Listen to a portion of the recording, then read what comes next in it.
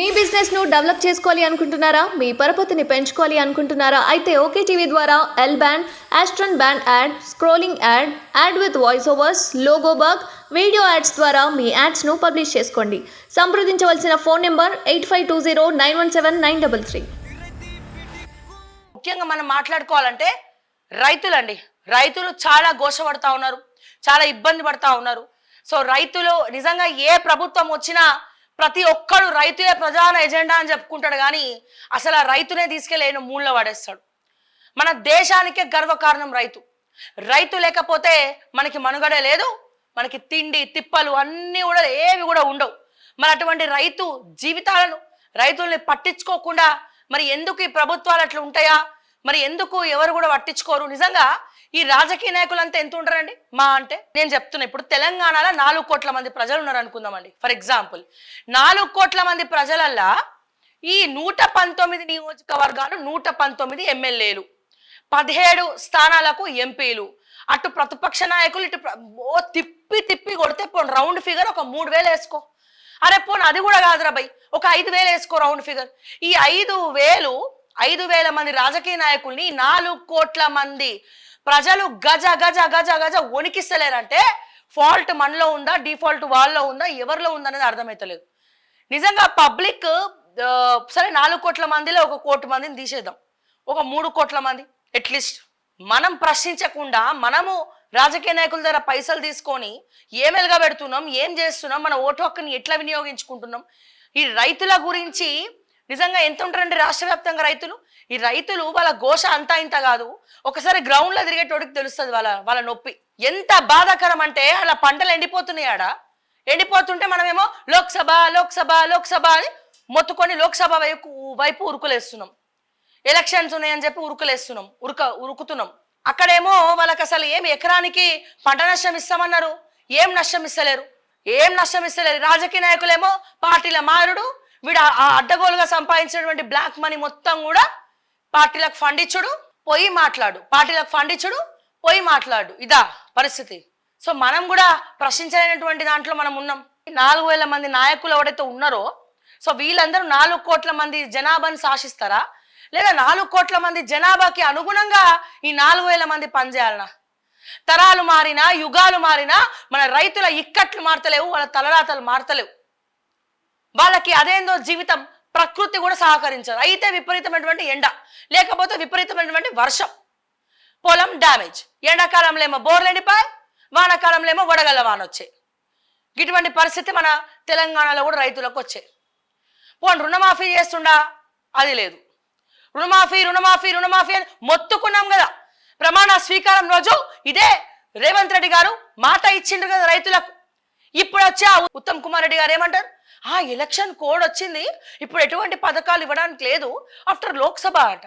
మరి ఎందుకు చెప్పినావు? ప్రమాణ స్వీకారం రోజు చేస్తాం, రైతు రుణమాఫీ ప్రమాణ స్వీకారం రోజు చేస్తామని ఎట్లా చెప్తారు? ఎట్లుందంటే ఇక డీజే టిల్లు 2 సినిమా చూస్తే క్లియర్గా అర్థమవుతుంది. ఇక్కడేమో ఈ పొలిటీషియన్స్ అంతా రాదికల్ లక్క. మీకు జనాలకు అర్థమయ్యే లాంగ్వేజ్లో చెప్పాలంటే పొలిటీషియన్స్ అందరు రాదికల్ లక్క, ఈ ప్రజలందరూ టిల్లు లక్క. ప్రతిసారి మోసపోతూనే ఉంటారు. సత్యం కరెంటు పోయింది చూసుకో. ఇక ప్రతిసారి మోసపోతూనే ఉంటారు. ఘోషపడతారు. ఇక మళ్ళా టిల్లు లక్క అందరిని నమ్మాలి కదా. సో మళ్ళా టిల్లు లక్క ఈ ప్రజలందరూ కూడా అందరిని నమ్ముతూనే ఉంటారు. ఎవరిని నమ్ముతున్నాం మనం? ఈ రాజకీయ నాయకుల్ని నమ్ముతాం.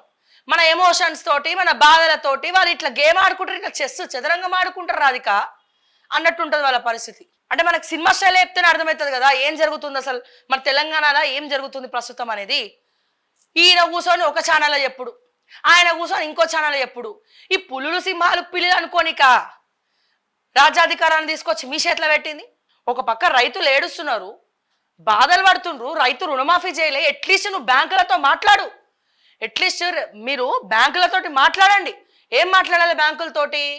ప్రభుత్వం దగ్గర ఖజానాలో పైసలు లేవు, ఇప్పుడు 2 లక్షల రూపాయలు రుణమాఫీ ఏం తెలియకుండా నేను ఆవేశంలో చెప్పేసిన, నేను రుణమాఫీ అనౌన్స్ చేసే వరకు నా తెలంగాణలో ఉన్నటువంటి రైతుల జోలికి వస్తే బ్యాంకుల సంగతి చెప్తా అని ఒక నోటీస్ ఈ బ్యాంకులకి.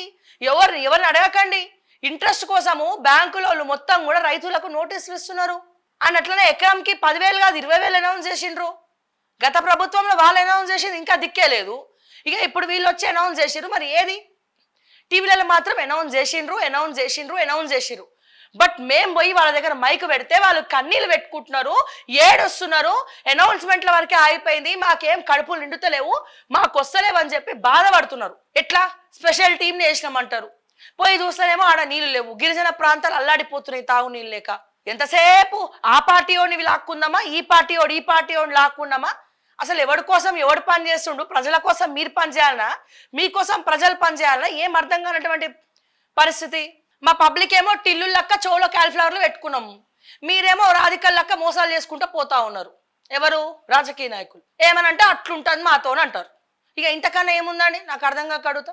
దయచేసి ప్రజలారా, మనం ప్రశ్నించినంతటి కాలం, మీరు అడగనంతటి కాలం రైతులకు కదా, మనకెందుకులే, రైతులే కదా, వాళ్ళే కదా ఏడుస్తారు. కాదు, వాళ్ళ ఏడుపు రాష్ట్రానికి మంచిది కాదు, దేశానికి మంచిది కాదు. అరే అన్నం పెట్టి అన్నపూర్ణాదేవిని వేస్ట్ చేసి పడేస్తేనే అన్నపూర్ణమాత ఆగ్రహిస్తుంది. ఇక తినే కూడు కూడా వదిలేయద్దు, కంపల్సరీ వేస్ట్ చేయొద్దు, ఎవరికన్నా పొట్ట నింపండి, ఎవరికన్నా భోజనం పెట్టండి, అన్నదానం చేయండి అని చెప్తామే.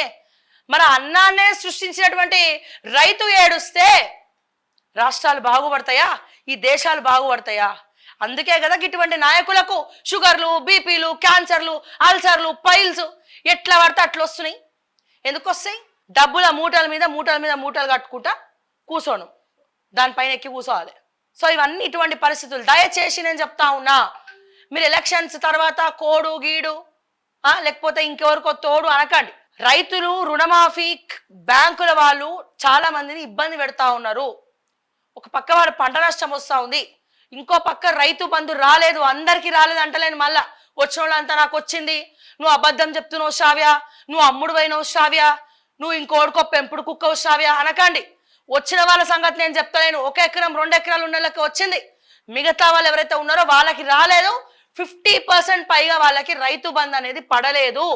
రైతు బంధు పడిన వాళ్ళ సంగతి పక్కన పెట్టు. సరే, రుణమాఫీ గత ప్రభుత్వం చేయకపోయినా ఈ రైతు బంధు పైసలు బ్యాంకోలు రుణం కింద ఇంట్రెస్ట్ కింద జమ కట్టుకుంటుండే. బట్ ఇప్పుడు ఆ ఇంట్రెస్ట్ కింద జమ కట్టుకోనికైనా వాళ్ళకి రైతు బంధు పడాలనా? పడతలేదు. ఎవరికి? కొంతమందికి పడ్డది, కొంతమందికి పడలే. సో మరి ఈ రైతు బంధు పైసలు ఏమైనా శ్రావ్య అంటే, అదిగో ఇప్పుడు కాంగ్రెస్ క్యాబినెట్లా ఇక పొంగిపై కూర్చున్నాడు ఒక మంత్రి. ఆ మంత్రి ఖజానా నింపనికి పంపించారు 7,000 కోట్లు. ఇంకొక ఎమ్మెల్యేకి ట్రాన్స్ఫర్ చేసిండ్రు ఇంకొన్ని కోట్లు. ఎందుకని? గత ప్రభుత్వం బిల్స్ ఆపేసింది, ముందే పెట్టుకుర్రంట డీల్స్, వీళ్ళ అగ్రిమెంట్లు. ఇగో నేను గెలిచినాక నీకింత, నువ్వు గెలిచినాక నాకింత, వాళ్ళకింత వీళ్ళకింత అని చెప్పి వేసుకున్నారు. ఓకే. అండ్ వీళ్ళు ఈ దానం నాగేందర్ వచ్చిండు, పార్టీ ఫండ్ ఇచ్చిండు, కాంగ్రెస్ లో జాయిన్ అయ్యిండు. ఇట్లా చెప్పుకుంటూ పోతే అబ్బో చాలా ఉన్నాయండి, మామూలు విషయం కాదు. రంజిత్ రెడ్డి ఉన్నాడు ఇప్పుడు, for example Chevella MP Ranjith Reddy ఉన్నాడు. రంజిత్ రెడ్డి కాంగ్రెస్ ఫండ్ ఎంత ఇచ్చిండట తెలుసా? 200 కోట్ల కాంగ్రెస్ ఫండ్ ఇచ్చిండట. 200 కోట్ల రూపాయలు కాంగ్రెస్ కి ఇట్లా అవలీలగా ఇచ్చేసి ఆయన ఎంపీ టికెట్ తెచ్చుకున్నాడు. అంటే ఈ 200 కోట్లు ఎవరి పైసలన్నా? ఈ 200 కోట్ల రూపాయలు ఎవరి పైసలు? ఎవరు తిన్న పైసలు? ఎవరిని మోసం చేస్తే వచ్చిన పైసలు? ఎస్, బిజినెస్ మ్యాన్ అయి ఉండొచ్చు, కంపెనీలు ఉండొచ్చు, ఇంకేమని ఉండొచ్చు. మరి ఆ కంపెనీలలో కూడా 100 కోట్ల క్యాష్ ఎట్లుంటుంది? అంటే నువ్వు ఐటీఓ ఏదో ఒకటి ఎగ్గొడుతున్నావు కదా, నువ్వు జిఎస్టీ ఏదో ఒకటి ఎగ్గొడుతున్నట్టే కదా. అంటే సామాన్య ప్రజలేమో జిఎస్టీలు కట్టాలి, ఐటీలు కట్టాలి, అన్ని కట్టాలి, మిడిల్ క్లాస్ ఫ్యామిలీలు. మీరేమో కోట్లు కూడా పెట్టుకొని ఎగనామం పెట్టేసి బ్లాక్ మనీ అంతా బల కిందనో మీ ఫామ్ హౌస్లలో ఏడునెన్నో పెట్టుకుంటారు. 200 కోట్ల ఫండ్ అంటే మామూలు విషయమా? 200 కోట్ల ఫండ్ ఇచ్చి ఎంపీ టికెట్ తెచ్చుకున్నట. ఇంకేంది? ఈ ఫిలిం నగర్ కొండ కూడా కరగదీసి దాంట్లో కూడా ఆయన ఎంపీ ఉన్నప్పుడు కొన్ని కోట్ల రూపాయలు జమ కట్టుకున్నట. ఇవన్నీ ఇంటా ఉంటే ఆశ్చర్యం వేస్తా ఉంది ఒక్కొక్కసారి. మరి ఎక్కడ పోతున్నాం? ఏమైతుంది ప్రపంచం? మనం ఏడికి పోతున్నాం? ఏం చేయాలి? మనం ఇంకా ఇట్లనే ఉన్నామా? పక్క రాష్ట్రాల్లో కూడా ఇట్లనే ఉన్నారా? ఎవరిని నమ్మాలి, ఎవరిని నమ్మొద్దు? అక్కడ ఎలక్టోరల్ బాండ్స్ లో చూస్తేనేమో ప్రతి ఒక్క పార్టీ ఉందాడ.